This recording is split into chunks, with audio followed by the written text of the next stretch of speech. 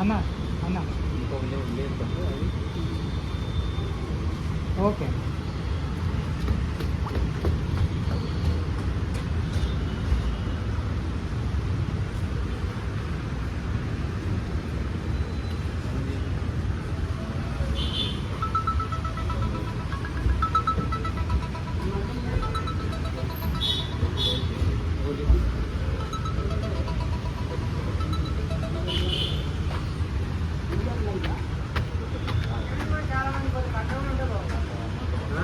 అక్కడ కూడా నుంచి ఎట్లా అడుగైతే నుంచి మన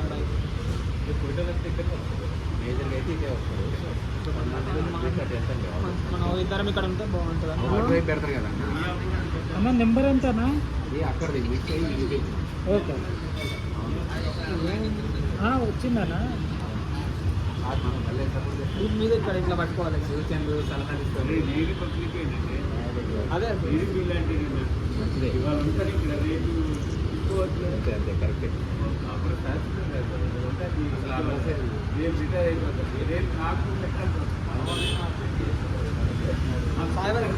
ఇదే డ్రెస్ వేసుకున్నా నాకు కూడా అట్లా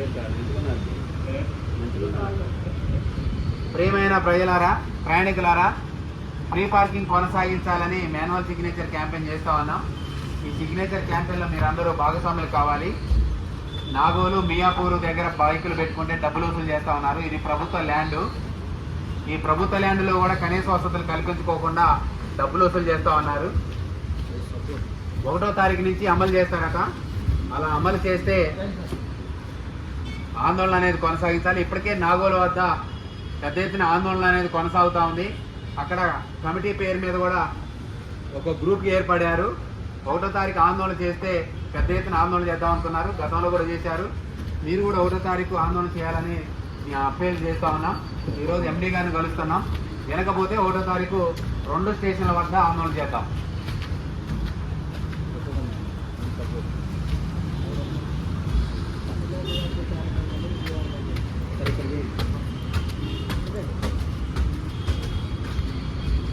ఇక్కడ ఫ్రీ పార్కింగ్ కొనసాగించాలి, కనీస వసతులు కల్పించాలని మాన్యువల్ సిగ్నేచర్ క్యాంపెయిన్ చేస్తా ఉన్నాం.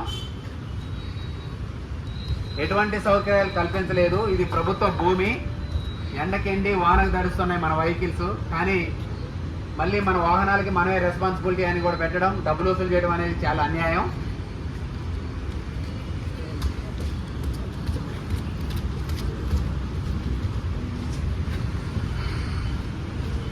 ఇక్కడ సిగ్నేచర్ క్యాంపెయిన్ చేస్తా ఉన్నాం. మీరందరూ కూడా సిగ్నేచర్ చేసి ఫోన్ నెంబర్ రాయాల్సిందిగా కోరుతా ఉన్నాం. ఫ్రీ పార్కింగ్ కొనసాగించాలి, పెయిడ్ పార్కింగ్ ఆలోచన విరమించుకోవాలని కోరుతా ఉన్నాం.